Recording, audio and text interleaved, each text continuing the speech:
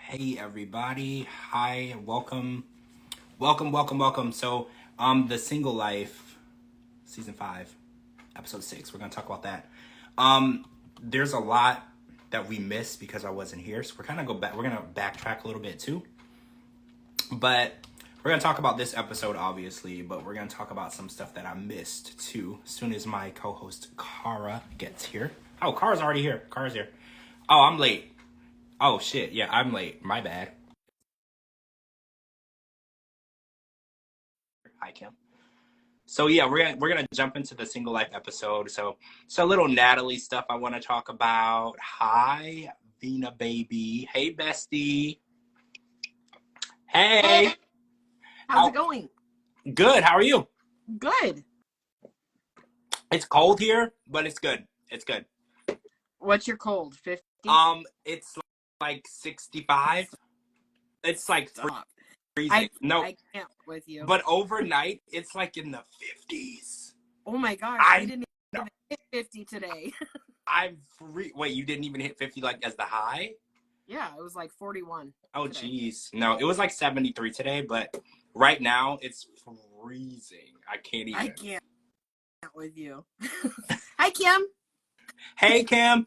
All right, so wait, where should I put this drink so I don't spill it? I'm going to put it over here. Okay. All right, so this episode, I want to jump into a little bit of Natalie and Josh because Natalie said something really interesting on this episode, and I want to kind of jump in and kind of get your. Wait, it's still raining in California? What the hell is going I was on? Hey, Mark. about you today, Kim. I saw all the I saw all the flood warnings and stuff. Stresses me out for you. I hope you're safe. Oh my gosh, flood warning. Yeah, they're not used to that type of rain in Yeah, California. they had like a record fall of 4 inches or something like that, I heard. Oh my Yeah. God. Hey, Judy. Hi, Judy. All right, so Natalie said something interesting in this episode because she said that Josh was finally letting her into his life because he got her a place to stay and bought her a car and got her a job and is giving her money. And I was like, why does she believe that the only way a man can show her love and affection is through his wallet? Hold on. I have to see what your cat is wearing. Oh, she's wearing a little t-shirt. That's the cutest Yeah, thing I've ever seen. she's wearing a little t-shirt. It's cold. I can't It's have her so walking around with nothing on. It's freezing. she's wearing a fur coat, just in Well, case you didn't know. it's very, She's very not cold. naked. She's not I naked. don't want Okay. her to shiver. I want her to be comfortable. I want her to be comfortable. Okay. But Sorry. yeah, Natalie was really getting on my nerves because she was just like, oh, well, I think that he's really seeing, envisioning, us together because now, he got me a place, he got me a car. And how do you feel about the level of dependency that Josh is and Natalie and Josh have? Because Natalie came there with no plan, no money, nothing going on, and it was all up to Josh. And Josh's friends slash colleagues are kind of seeing the red flags. They're like, well, look, she's hanging around you because you're housing her. You put her in a house, you put her in a car, you're getting her a job interview, and apparently he is in talks to get her into some sort of, I don't know, movie, TV show. He didn't really specify. And even they said, what the hell are you doing? Like it's so obvious that she's attached herself to you for what you can Yep. do for her. And I think what's really interesting is Josh says that he's like he does castings and he's like a director. Isn't it weird that if he can get people on TV and in movies that he needed Natalie to get him on TV? Like it's a really peculiar situation for me because I got some DMs. This was like a year ago actually, when Josh was first on The Single Life from people who had participated in his company. So his company is like a talent agency where you go and you travel and they present you to different people. And I had talked to a bunch of people who DM'd me and they said that they paid thousands and thousands of dollars and they went to lots of different cities and were presented and no one ever booked any work. And there's a lot of companies like that out there, where you pay them a bunch of money. They promise that they're going to get you booked Yep. and put you in front of directors, casting people, get you into that, and they're just taking your money. And I was like, I wonder what's going on with Josh because he does seem to have disposable income, and I wonder what type of business that is because Natalie went to one of these casting calls and Natalie hasn't been on anything. So I'm just, you know, other than the single life. So I don't know. This is all allegedly. I don't know what type of business he's running. I don't know. But I did get like DMs from at least 3 or 4 different people last year when he was on the show because they wanted me to write up a story about it. But it was some legality stuff. I couldn't write up this story. I couldn't make those statements because they wanted to remain anonymous. And then if I put the story out, you know, I was defaming a company without proof. So I couldn't put anything out. But it was really interesting that so many different people reached out and said, oh, let me tell you my experience with this company. In my opinion, he's been shady from the jump. Like, the last time I said, this guy is just in it to get his 15 minutes. Now he's stuck with her and her mom. And we all know she's nothing but a gold digger. She's crazy. She's going to bring Mike back into this. She wants to have, well, I don't know that she wants to have kids, but her mom wants her to have kids. That Josh has made it very clear. He's already got kids. He doesn't want anything to do with that. Oh, yeah. This is just, the only thing Natalie would be good in is the horror movie where you see her peeking through the the fence. Oh, yeah. Or I was thinking like somebody who's like possessed, like an exorcist type film, because half of the time when you look at her face, she kind of looks possessed. No offense. I think that she's probably a really nice person to a bunch of people that I don't know. You know, I don't even know if I'd go that far. I think she's probably a really nice person to anyone that can give her something. That's a better representation. If you can offer her anything monetarily, housing, a car, a role in a movie, a $20 bill, she's probably a really nice person to you. But like, in my opinion, she has attached herself. You know, okay, so another thing that annoyed me, the first scene of the show, she was out to dinner with her mom.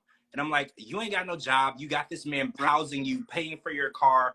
His colleague said that she would call him so he could book an Uber for her. She can't even book a damn Uber, Kara.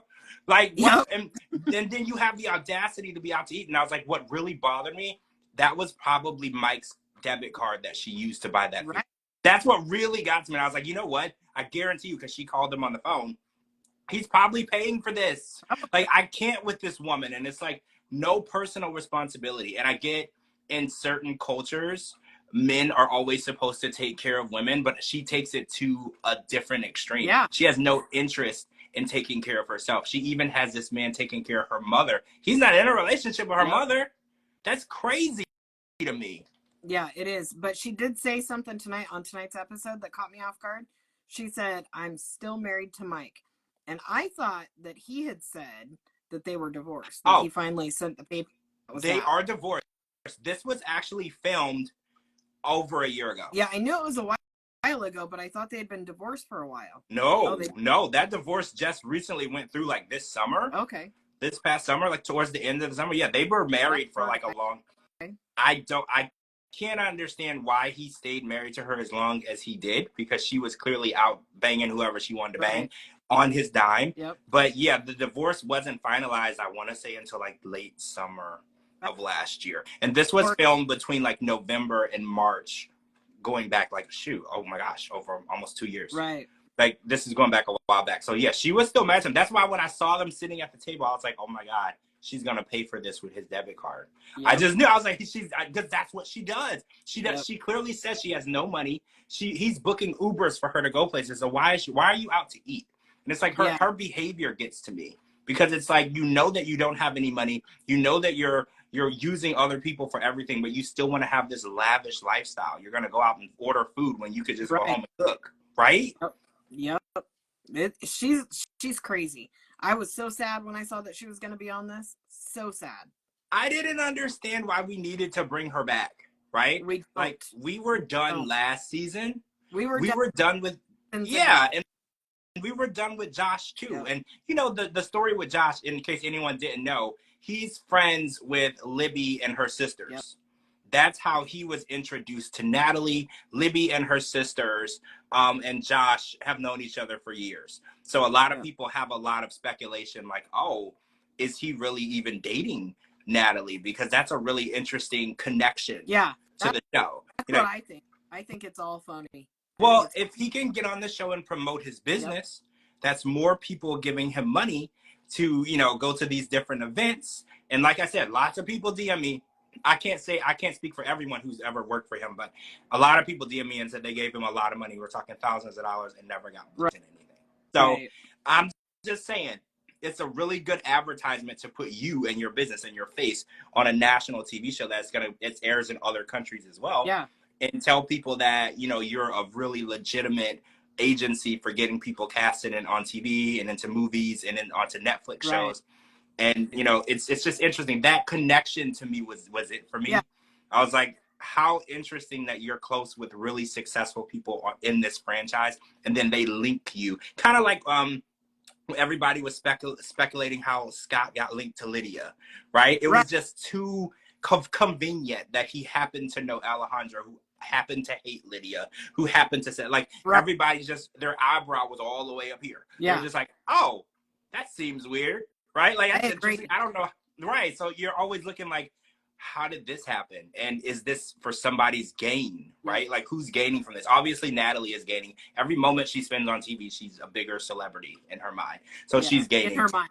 In her mind, yeah, we're not going to say that in her mind, she is an A-list celebrity. If she was at the Grammys yesterday, she would be sitting next to Jennifer Lopez and Taylor Swift. Like, she's up there. And, you know, like, this is... Our mind, she's sitting in between Big Ed and Angela.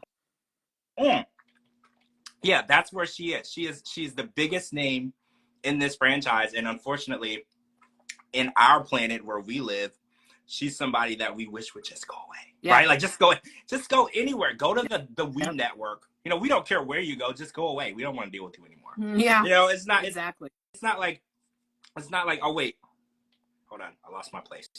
Oh, I want to talk John and being a dad, because I'm a big fan of John. Boston John is like one of my favorite siblings from stars of the show. And he said that he wanted to meet Megan's daughter, River, who's adorable, by the way. So adorable. Cute.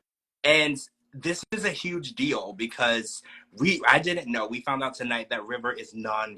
Yeah. So, you know, being a stepdad is a monumental job, but being a stepdad to a daughter who has special needs. And I'm just like, I don't know if John is ready for that, because we watched him. He was nervous holding Alessi, right? Like Thaisa and Patrick's baby. Like, he's not like, I don't want to say he's not capable, because I know he is, but you have to be ready for that. And I don't know if this is biting off like the entire hamburger in one chew. Yeah. You know, I want him to be successful. And I think moving to San Antonio is going to be a big deal, but also being a stepdad to a girl who needs him more than anything. Like, she's going to need him so much, and being in her life, it's going to be a big impact. You know, children who have that attachment, you know, when they have special needs, they're very, very, very attached to the people, the constants in their life. So I'm really worried, you know, about that. Because like Patrick said, if it doesn't work out, this is going to be really hard on the River. You know, she's going to be wondering where you are. I don't think it's going to work. So what do you think the issue is? Do you think that they're moving too fast, or do you just think they don't have enough in common? Yes. Both? Yep. I mean, they have been dating for like 5 or 6 months long distance. But again, long distance isn't really dating. Yeah. Because they've been talking on the phone. Right. Because let's be realistic. If they were dating for 5 or 6 months in real life, he would have met River a long time ago. Yep. So it's not really dating. It's kind of like a fantasy. Yeah. Like, he gets to go and see her when he wants to see her. And then when he doesn't want to see her, he doesn't have to. That's not a relationship. Exactly. No, a relationship is going to be too much. Right now, they can meet in a hotel, have sex, and he can go home. That's it. Done deal. That's a great relationship for somebody like John. I love John.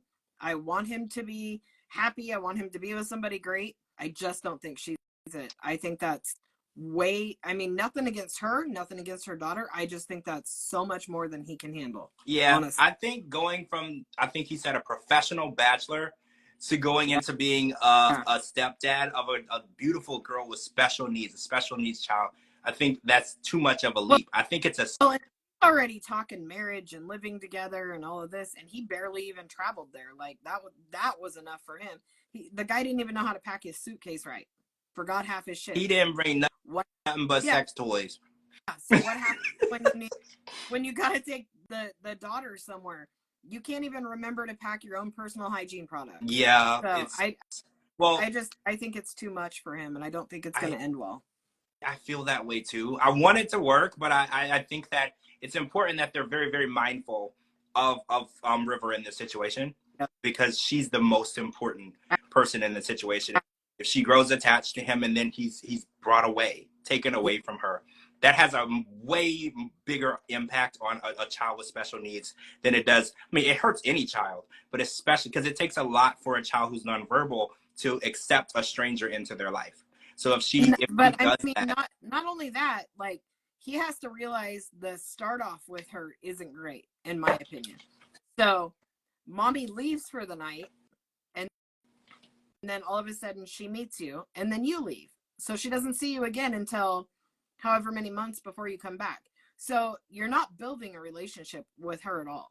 So you put some yeah, training wheels on a bike. You know, I realize everything's edited for time. They probably spent 5, 6, 7 hours together, but that's not enough. I can't spend 5 hours with somebody and know all that I want to know.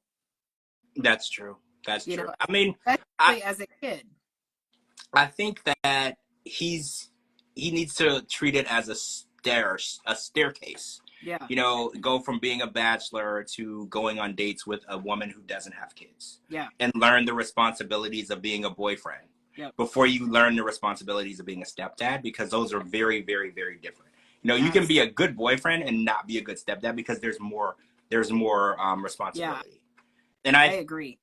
think that he doesn't have a lot of responsibility. He was living with Patrick and Thais, living his best life, and he's kind of still doing that. He's living with his brother and his brother's husband. Yeah. You know, he doesn't have a lot of responsibility. He's only responsible, for himself.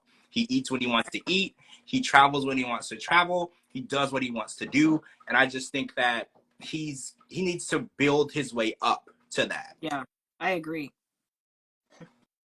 So I want to Yes, talk about Debbie, because Debbie and Julian went to Miami to meet Ruben the Cuban. First of all, I'm obsessed with Ruben Cuban. Yeah. Right? Like, I feel like love it. he's I love it. do you feel like he's the male version of Miss Debbie? Yes. Right? I was like, 100%. I feel like they are soulmates. You know how Tania said that she was not, that Sinjin was not her soulmate? This is her soulmate. I feel like they act the same. They dress the same. They have that same vibrance about them. And I was just like, I'm really, really excited to see where this goes. And I mean, I know it's only outer appearance, but I was like, even the way that he dresses, it reminded me so much of Miss Debbie. And even she said it, because she said she normally goes for guys who are more conservative, that don't dress like her, that aren't as vibrant as her. But I think that maybe that's the issue, right? I feel like she got a kiss. She got a kiss on night 1, which is more than she got from Osama the whole time. So. Oh, can we discuss really quick that she said that Osama tried to have sex with her numerous times in Morocco? What the hell? What is happening right now? Yeah. Because, we talked about this, and we said that we didn't think Osama was in it for a sexual relationship. We thought Osama was in it to come to America, so that's how he acted. So the fact that he attempted numerous times, a lot of information, though, right? We didn't need that information. But I think it's really interesting to, we had some questions back from that season, and now we got the answer. He really was trying, and I'm really surprised. I mean, me too. I thought that he was using her. Yeah. I thought that he was using her 100%. I still do. 100%. But do you think that he tried to have sex with her to, like, it was part of the plan, to, like, seal the deal? Or, like, do you think he really wanted to have sex with her? I think he would have sex with anything that has 2 legs and a heartbeat. Okay. I mean, him, I guarantee women are not beating down his door. No, they're not. They're not. And I was surprised that Debbie was beating down his door. Oh, she said that it's been 14 years since she's had sex. See, and, we want to go and have sex with somebody that can't even look you in the eye. See, yes, I agree. Osama he was not a catch. He was in it for green. Yes, but I felt like he was in it for the green card. He wasn't gonna sleep with his grandma, but he was trying though. Right. He was literally trying. I feel like I was thrown for a curveball with that conversation, because I felt like I was pretty sure of what he was up to. So when she said that he tried numerous times and she kept turning him down, I was really proud of her, by the way. Proud of her for respecting her. For but sure. you know, I think that I like the way this is looking for her. This guy is definitely on the same page. But I did see that Julian has some issues with him. He took down his license plate. He's going to do a background check. And there was a question that Julian asked if he had ever been in trouble with the law. And, you know, with editing, it kind of looked like he had an answer for that. So we have to see where that goes, because, you know, Officer Julian is going to make sure that mom is safe. You know, It mom. doesn't matter if Debbie was dating Brad Pitt, he'd be the same way, because what a shit experience she had Yeah. last time. I would be grilling everybody too. So he's not wrong. I think that he's traumatized. I think Julian is traumatized from what happened to his mother. Yeah. And especially the fact that he was so far away. I'm traumatized with what happened to Me his mother. too.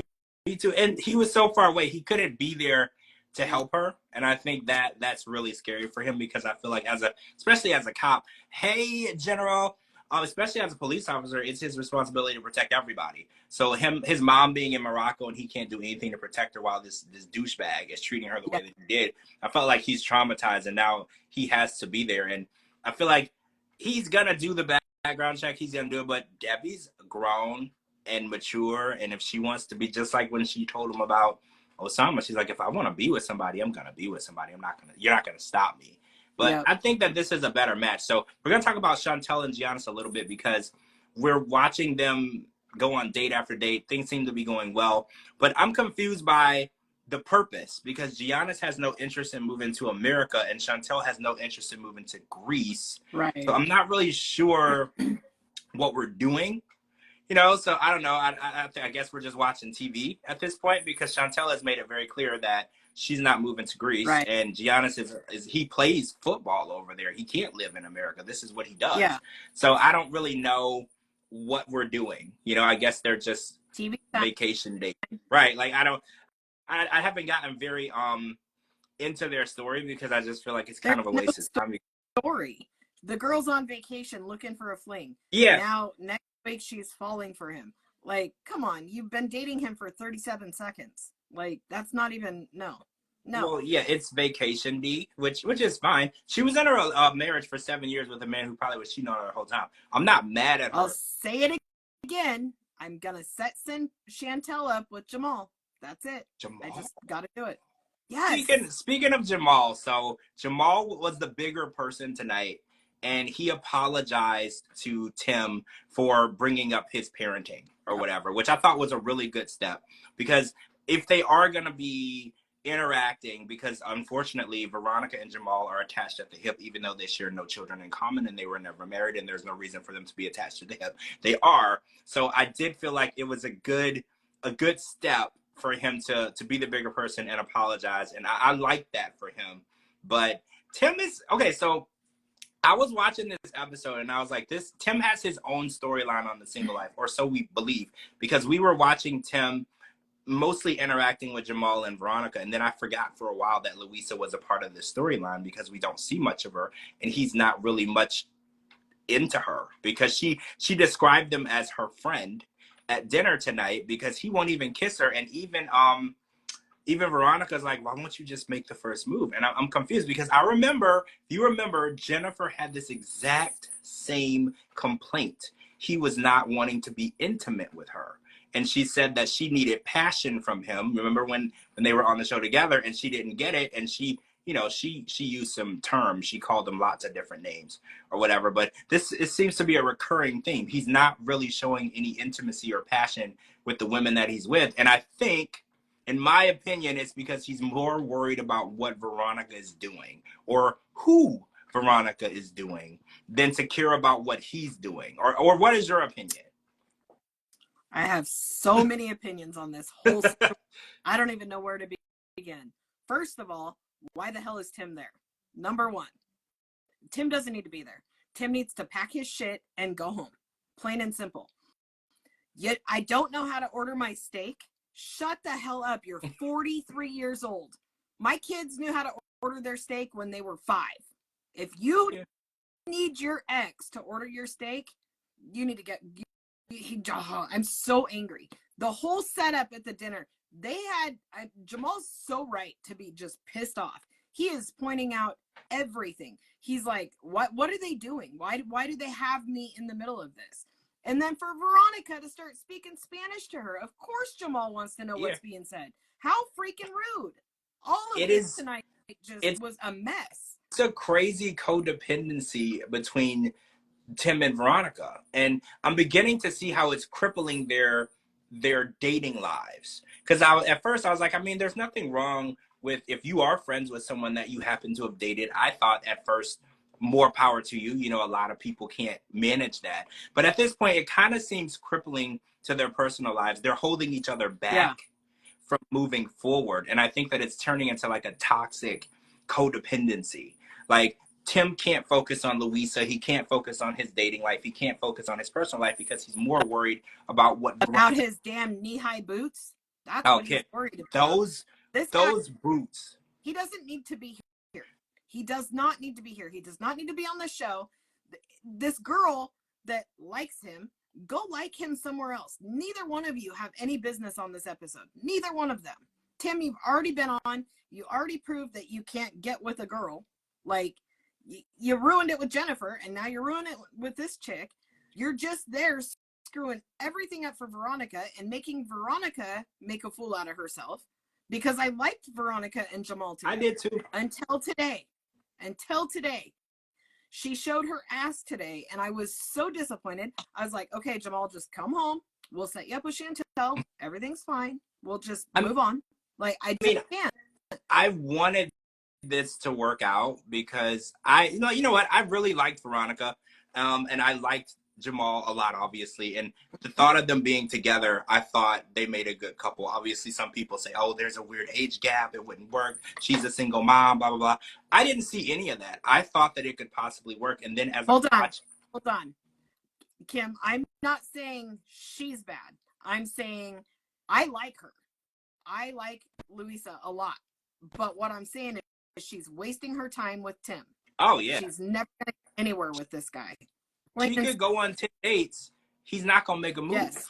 You know, like, she wants to be wanted, desired. She needs passion. All women want to be desired. If you take a woman out on a date and you go out to eat, you go to a movie, you go dance, whatever, she wants to feel desired by the end of that date. Hugged, kissed, affection. And he's just the person to say goodnight and walk away. You know, and I said in the first episode, she was like, do you want to come closer? Do you want to kiss? And he's like, oh, I don't move that fast. What? But this is exactly what Jennifer tried to tell us early on when he was first on the show. She was like, I need, I think Jennifer said it in a different way. She's like, she had a high sex drive. She needed to have that type of intimacy. And he was like, oh, we just got here. It's just been 1 or 2 nights. And she was like, yeah, but we've been talking for a really long time. I thought we had that connection. I thought we had that passion. And it's like, I'm not faulting people for moving slowly because I think it's important to know who you're getting in bed with, right? Absolutely. I think you shouldn't get into bed with somebody you just met. But if you know the person, you trust the person, you have a relationship, you have a good rapport with that person, and you desire each other, there's nothing wrong with moving forward. And I think at this point, he's not, I don't know what the situation is, why he doesn't want to move forward. I have no clue what's going on. I think that Jamal should have just picked her up and left. Took Louisa out and left? Absolutely. I mean, let Louisa, Veronica and Tim have their dinner and order each other steak and all their bullshit, and we'll just go. I mean, I don't disagree with you. I think Louisa is beautiful, and she shouldn't have to feel like she needs to compete with anybody. 100%. And that is what it looked like she was doing. Absolutely. Right? It looked like she had to compete with Veronica. Her and Jamal were in such a awkward position. Like, would you go to a dinner with your new girlfriend and your ex-girlfriend? No. And you don't even have to finish. You don't even have to finish. No. and not know how to order your freaking steak. First of all, as a grown adult man, I'm gonna order my own food.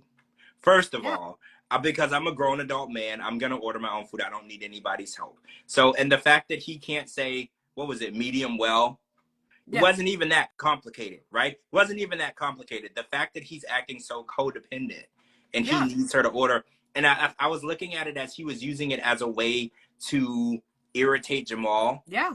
That's kind of how I felt like it was, because I was like, you clearly don't need her to say medium well. Anybody with 2 brain cells can say medium well. Right. I think you're doing it because you know it's going to irritate Jamal, because he already feels that y'all are too close and you're being too invasive in her personal life. And he's right. You know, Veronica has the right to date and be happy, and if she wants to date around, or she wants to date Jamal, or she wants to date anybody, I don't care who it is, she has that right without him being so invasive and being counterproductive to her success in a relationship. Yeah. And don't get me wrong, I think that it goes both ways. I think Veronica's also being counterproductive in Tim's success in relationships too. I think it's a codependent thing, and they're holding each other back on both sides. I don't think that it's one-sided. I think that they're both doing a disservice to each other in their personal lives. Absolutely. So I want to talk about this podcast. So there's a podcast that came out last week. I don't know if you guys saw it. It was I don't want to say the name of it because I don't want to give them any clout. But Veronica went on a podcast and she was talking about the show, which I didn't know she could do. And she was saying that the fight between Tim and Jamal, and she was kind of explaining the dynamic and what she thought it was caused by. And she made some pretty crazy claims, statements, I guess. She said that the way that Jamal reacted to the situation was maybe a projection of the way that maybe he was raised and the parenting that he received and the conversations that he has with his parents. And I was like, I was so pissed off when I listened to this, George. I made myself listen to the whole thing, and I was so pissed off. How does she figure that a conversation between Tim, Veronica, and his friends who were present has anything to do, or a projection of how he was raised? First of all, he's 28 years old. Any statements that he makes are his own. You know, just like any statements I make are my own. They're not my parents. Any statements you make are your own. You have your own mind. You have a sound mind. You're able to speak, any way you want. And I thought that it was really below the belt to bring his parents into that situation, because what does that have to do with anything? Because first of all, they've met. Yep. Right? Like, she's met her. And if you thought that there was an issue when you met her, why are you still dating? Right? Yep. Like, I was just really shocked that she would go on a podcast and say that type of stuff. And then she was saying like, oh, well, I met Kim. She's wonderful. I think she's great. And she would be a great candidate for the single life. But then she turned around and made these extremely offensive statements. First of all, I would never make a statement about a woman's parenting skills, because first of all, only mothers know what's best for their children, right? Yep. Only the mother. And I hate to say that because I know parents have, kids have fathers too. But if you really want to know what's best for your child, you have a conversation with the mother, because the mother brought it into this world. They went through labor. They risked their life. 100 years ago, women gave their lives to have kids, right? So if you want to know what's best for the child, you're going to talk to the mom about that. And I was just really shocked because first of all, I was pissed off that she was saying anything about Jamal's parents and how he was raised when you're literally on your second show with the second guy, while your not baby daddy's daddy is actually fighting with your current boyfriend who's 10 years younger than you. Shut your mouth on the parenting skills. Yeah. Shut it. I'm with you. Because first of all, she's a mom, and I was like, moms calling other moms names is crazy. But the fact that, like you said, she's on another show with another guy. I don't even think we've even encountered her baby daddy before. It's just always been random different guys. And it's like, let's not get into pointing fingers at who's doing what right and wrong, because if we're keeping score, right, you're not winning. Right? Like, if we're keeping score, you're not winning. So I was really mad. I listened to the podcast, and afterward, I was like, I think I heard that right. I think I heard what she's trying to say, and I'm just really confused, because I was like, if you have a fight with your boyfriend, where did his mom, who wasn't present during the fight, get brought into the argument? Right? Like, where did that happen? Yeah, Jamal's mom is cool. She's a cool mom, right? And she's a cool mom, but I do feel like she's never given us. I have the same kind of relationship with my son that Kim and Jamal have. So I totally get the laughing, the joking, I love that. I love that so much about them, because I feel it when I'm watching them. And that's so important to have. But it's a handful of times that we've seen Veronica with Chloe and or Tim with Chloe, whether it be on TV or on a live or whatever, it's not that way. It's not, you don't have that. You know what I mean? You don't have that feeling. So to be able to see that from another parent and their child, it's heartwarming. You can't help but love them. Well, I think that the fact that their relationship is so strong now, I try to explain it to people a lot. You can't be friends with your parents when you're a Right. child, but when you become an adult, it is very, very possible to become a best friend with your parent because you're both adults. And I don't know. My mom was my best friend my whole life. really, I mean, up until the day she died, there wasn't anything I didn't tell that woman. And my kids are the same with me. I mean, my kids are adults now, but we've always just been really close. I mean, I was always their parent and made sure that they did right, they knew right, they were, I made sure that they were raised well. But I wanted to make sure that they weren't ever afraid to come to me. And that's how yeah, Jamal and Kim are. You can tell that Jamal never was afraid to go to Kim for anything, to be judged or anything. You can tell that. And that's important. it So is. I agree with not being able to be your kid's friend, just because I had it both ways with my parents See, and with my kids. yeah, I wish I had that. My mom was more strict, and it was more like, you can't do this, you can't do that. So we couldn't have that friendship until I became an adult. And then when it Right. was less about raising me and more about just us relating to each other, we got real close. Yep. Like, I was a mama's boy, don't get me wrong, but we were part of a weird cult and I couldn't do anything. My first sleepover I was 18 years old. Like, I couldn't sleep over anyone's house. I couldn't, looking back at the times now, that's probably a good thing. Right. You don't know what people are doing these days. That's probably a Yep. good thing. But as a kid, I was like, all of my friends are doing all these things and I can't do it. So me and my mom, we couldn't have that best friend relationship because she was more Right. mom than friend. But I think that the fact that Kim and Jamal are so close, it shows that they've been through a lot. When you've been through a lot with someone, that relationship is just strong because I hate to say this, but when you go through trauma and horrible things, you bond with those people. Absolutely. The people that are close to you, you have an unspoken bond. And the more stuff you've been through, the stronger that relationship is. So when I see them, like you said, on camera, and they just have that rapport with each other, like two best friends talking, they've been through some shit. Yep. That they overcame some stuff to get to that point. And I think Tim and Veronica aren't going to understand that, because as much as they want to sell to us that they're best friends and they do everything together and they know everything about each other, I think that there's still some animosity and jealousy between the two of them. Yep.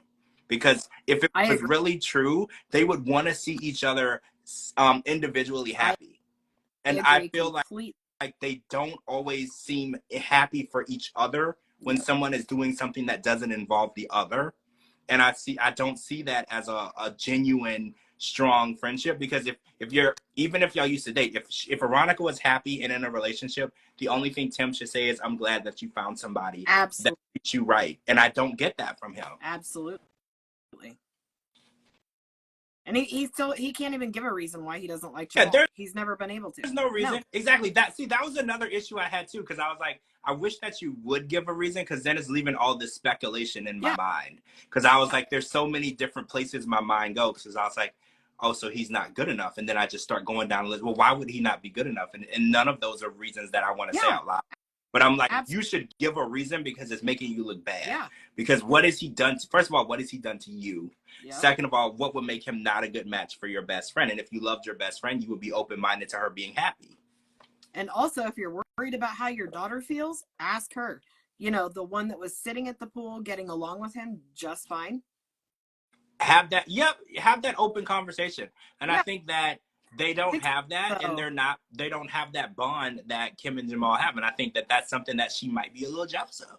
Like, she wants that with Chloe, because did you notice she said it? She was like, oh, well, maybe Jamal will be the line of communication so I can understand her better. I was like, well, you don't need Jamal for that. You just need to have more deep conversations with her. Yep. Take her places, go and do things, bond with her, go traveling, go on girls' trips, do things with her. And that's how you build that. You don't need another person, to help build that conversation or to build that relationship. But I feel like, I don't know. I don't want to be too hard on them because I don't hate anyone, right? I don't hate anyone. I don't want to have animosity towards anyone, but that conversation on that podcast was very triggering.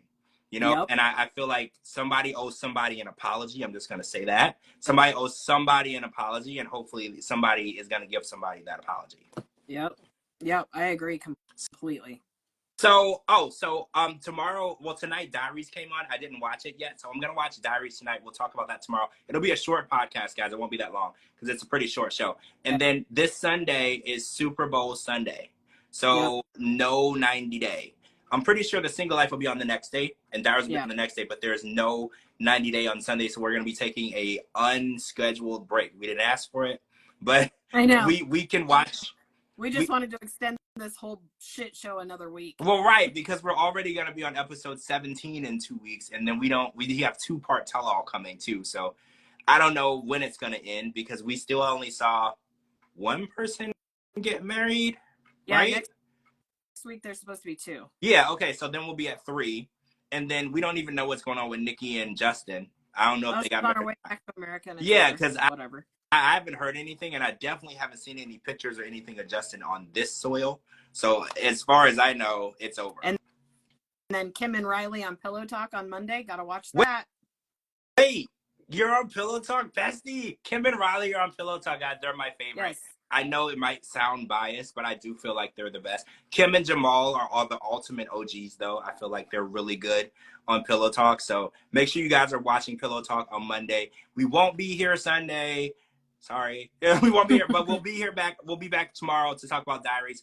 And we'll be back on Monday for the Single Life. And that's it. Yeah, because then Diaries the next day. So thank you guys for joining us tonight. Thanks to Louisa for joining tonight. I saw you in here. Yes. I definitely love to see that. And she had some really good comments down there. I hope you guys are watching. It's a little insight of what was going on at that dinner. So make sure you guys are following my co-host Kara. She's tagged in this video, and I did hear from Dee Dee. She said that she should be back in the next couple of weeks. Okay. So I'm excited about that. Make sure you're following me on all social media platforms at George Mossey, georgemossey.com. Anywhere you get your podcast, type in the George Mossey Show. Thank you for joining us. Oh, there's Louisa. Thank you. Thanks for joining. Make sure you check us out tomorrow night. I'll post a time. I don't know what time yet. It'll probably be a little earlier. So I'll let you guys know exactly when that is so we can talk about Diaries, because David and Annie and Jenny and Submit had a little crossover episode. And I want to talk about Submit's parents who finally stopped hating Jenny, which I don't know why anybody would hate her anyway. But we're going to talk about that as well. All right, guys. Everybody have a good night, and we'll talk to you soon. Have a good Bye. night. Bye.